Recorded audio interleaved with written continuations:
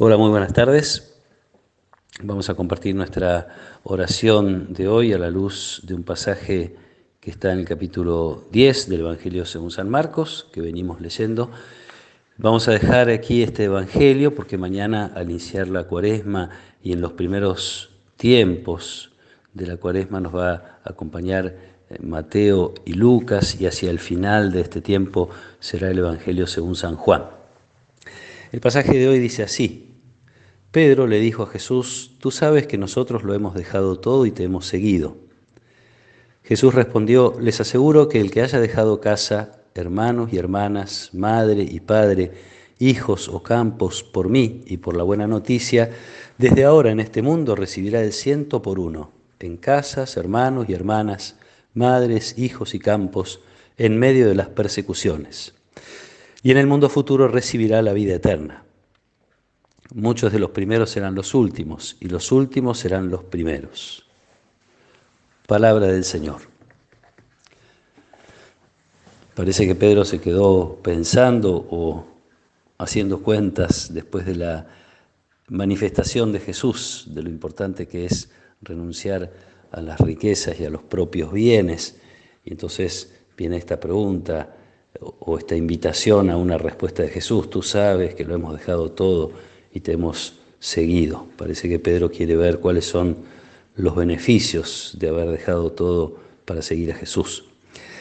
La respuesta de Jesús, lejos de ser o de intentar ser una respuesta matemática, precisa, en el sentido a lo mejor en el que Pedro podría estar pensando, es una respuesta que tiene más que ver con una recompensa generosa y abundante que los discípulos van a recibir, más allá de que se trate de campos, hijos, hermanos, hermanas, madres.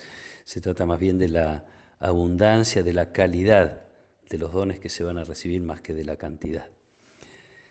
El discípulo va a experimentar estos dones recibidos de Dios y muchas veces los va a recibir a través de la comunidad a la que se integra.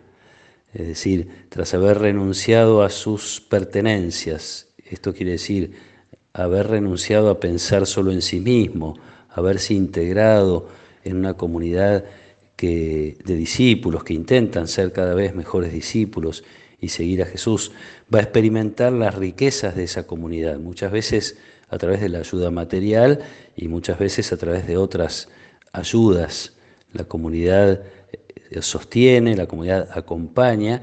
El beneficio que se obtiene es fruto del amor de esta nueva familia fundada por Jesús, incipiente en el caso de los discípulos. Eso no significa que el discípulo entonces va a estar siempre bien en esta vida, sí, en la vida futura que se le promete. Significa esta riqueza percibida, experimentada en la comunidad, acompañada, como dice hoy Jesús, de las persecuciones. Sabemos que el hecho de pertenecer a la comunidad del reino, el hecho de abrazar algunos valores del Evangelio, el hecho de comulgar con algunas de las cosas intentando comulgar con todas las cosas que Jesús nos enseña, muchas veces estamos a contramano del mundo. Entonces hay riesgo de sentirnos perseguidos y puede ser que haya modos más o menos sutiles de persecución. Hay personas que lo experimentan a diario en sus lugares de trabajo o en los lugares donde estudian. La mirada de desprecio, la sensación a veces de que los otros apartan a quien tiene una opción hecha por la fe. Hay este dolor también.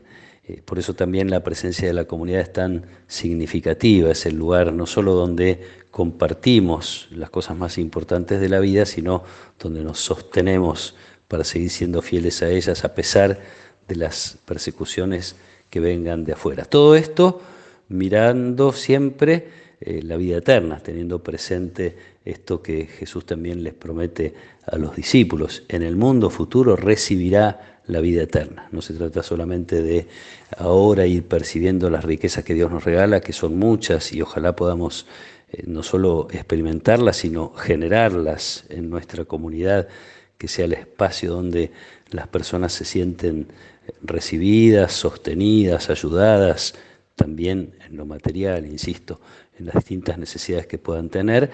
Y esta comunidad también sostiene para que uno pueda enfrentar, entre comillas, sin hablar de violencias ni de agresiones, enfrentar las persecuciones o fortalecerse en medio de las persecuciones y conservar la fe y conservar los criterios y valores que la fe nos invita a vivir, que Jesús nos propone en el Evangelio. Con la mirada puesta en la vida eterna, a la cual Jesús hace referencia también al final de este pasaje, algunos de los últimos, los que el mundo considera últimos, incluso a veces hasta despreciables, serán los primeros.